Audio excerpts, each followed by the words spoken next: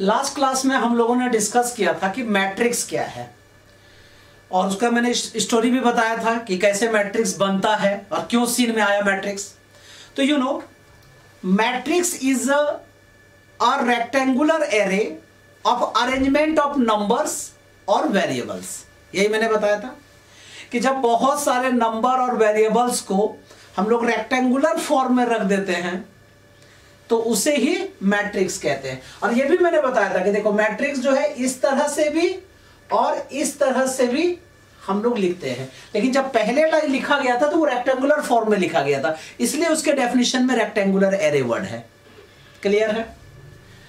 अब हम लोग टाइप्स ऑफ मैट्रिसेस के बारे में डिस्कस करते हैं कि रो मैट्रिक्स किसको कहते हैं। नाम से ही पता चल रहा है, रो माने जिसमें रो है, एक रो है और कॉलम कितने भी हो सकते हैं। तुमको सर रो क्या है? What is the row? Horizontal line is called row, vertical line is called column. चलो क्या row? Once more, horizontal line is called row, vertical line is called column. Horizontal line is the row and vertical line is called column. तो जब horizontal है वो रो है, तो कहने का मतलब है कि रो मैट्रिक्स ऐसा होगा जिसमें सिर्फ एलिमेंट इस तरह से होगा, हॉरिजॉन्टली होगा। सपोज करो यहां मैंने लिख दिया 1 2 3, तो ये कैसा मैट्रिक्स हो गया? रो मैट्रिक्स हो गया, क्योंकि इसमें एक ही रो है, चाहे कॉलम कितने भी हैं। देखो कॉलम कितने हैं? 1 2 3। ठीक है, तो इसको लिखने का तरीका क्या था? ऑर्डर कैसे लिखोगे? 1/3, क्योंकि इसमें 1 रो है और 3 कॉलम है जी। ठीक है, what is the column matrix? A matrix in which only one column and number of rows। मतलब जस्ट इसी को तुम कॉलम मैट्रिक्स ऐसे भी बना सकते हो। ठीक है, 1 2 3, देखो इसमें कितने रो है? 1 2 3, ये 3 रो हो गए। कॉलम कितने हैं? 1 है। तो इसको हम लोग कैसे लिखते हैं? 3/1।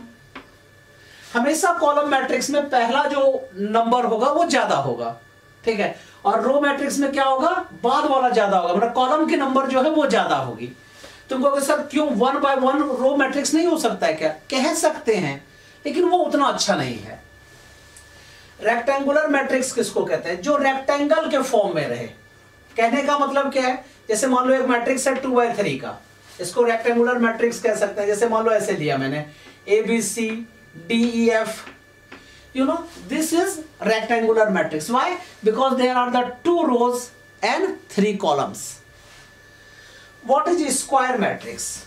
Square matrix किसको कहेंगे? जिसमें रो और कॉलम दोनों आपस में इक्वल रहे, number of rose and number of columns equal है।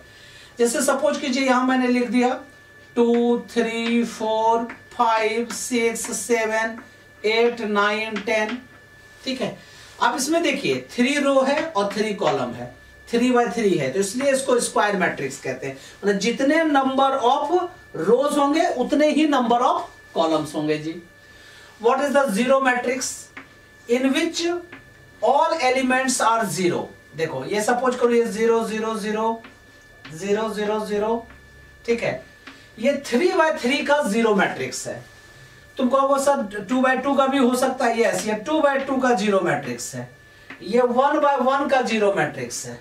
ठीक है, तो जीरो मैट्रिक्स एक ऐसा स्क्वायर मैट्रिक्स होता है, ठीक है, जिसमें each and every elements zero होते हैं। What is the diagonal matrix? देखिए डायगोनल मैट्रिक्स किसको कहते हैं? जिसमें डायगोनल में नॉन जीरो नंबर रहे, मतलब जीरो नहीं रहे, और उसको छोड़कर बाकी सारी जगह पे जीरो होगा। अब देखिए एक्चुअल में तुम कहोगे सर व्हाट इज डायगोनल? देखिए ये जो है इसी को डायगोनल कहते हैं, प्रिंसिपल डायगोनल, लेफ्ट से राइट की तरफ। You know, this one is called principal diagonal. तो ये प्रिंसिपल डायगोनल में एलिमेंट होना चाहिए। सपोज कीजिए मैंने यहां रख दिया 5 10 15। ठीक है, अब रेस्ट एलिमेंट सारे क्या होंगे? जीरो होंगे। All elements are zero. You know, देखो 0 0 0 0 0। आपने क्या देखा? एक डायगोनल मैट्रिक्स एक ऐसा मैट्रिक्स है जिसमें डायगोनल में, प्रिंसिपल डायगोनल में नॉन जीरो नंबर है, रेस्ट सारे जीरो होते हैं। What is the scalar matrix? देखो उसी डायगोनल मैट्रिक्स में अगर ये सारे नंबर सेम सेम हो जाए तो उसको स्केलर मैट्रिक्स कहते हैं। तो अब डेफिनेशन इसका क्या हो गया? What is scalar matrix? A scalar matrix in which each element in diagonal और principal diagonal is same, yes or no? तो कहने का मतलब क्या हुआ, अगर यहां मैंने लिख दिया 2 तो यहां भी 2 यहां भी 2, तीनों देखो सेम सेम हो गए. Rest all elements are 0. Rest all elements are 0. You can say this is the scalar matrix. Scalar matrix, once more, what is scalar matrix? It is a diagonal matrix in which all elements in principal diagonal is same, means constant. What is the unit matrix? अब ये unit matrix एक तरह का scalar matrix होता है जिसमें कि principal diagonal में सिर्फ 1 1 1 होना चाहिए. ठीक है, तो तुम कहोगे सर सिर्फ क्या, मतलब सिर्फ प्रिंसिपल डायगोनल में नहीं, इसके बाद भी पूछो कैसे. यूनिट मैट्रिक्स कैसे लिखेंगे, देखो 1 0 0 1 ऐसा, सिर्फ प्रिंसिपल डायगोनल में 1, नॉन प्रिंसिपल में 0. ठीक है, जिसको ट्रांस प्रिंसिपल भी कहा जाता है, उसमें 0 एलिमेंट होना चाहिए. इसको हम लोग ऐसे भी लिखते हैं, ये एक्चुअल में यूनिट मैट्रिक्स है, ये 1 I2 इसको लिखते हैं क्योंकि इसमें 2 रो है और 2 कॉलम है. अब इसी तरह से अगर मुझे I3 लिखना हो तो कैसे लिखेंगे जी, 1 0 0 0 1 0 0 0 1. क्लियर है? You can say that this is the I3 because in it there are the 3 rows and 3 columns, but principal diagonal element is 1. अब इसमें बड़ा इंटरेस्टिंग चीज है, समझना पहले मेरी बातें.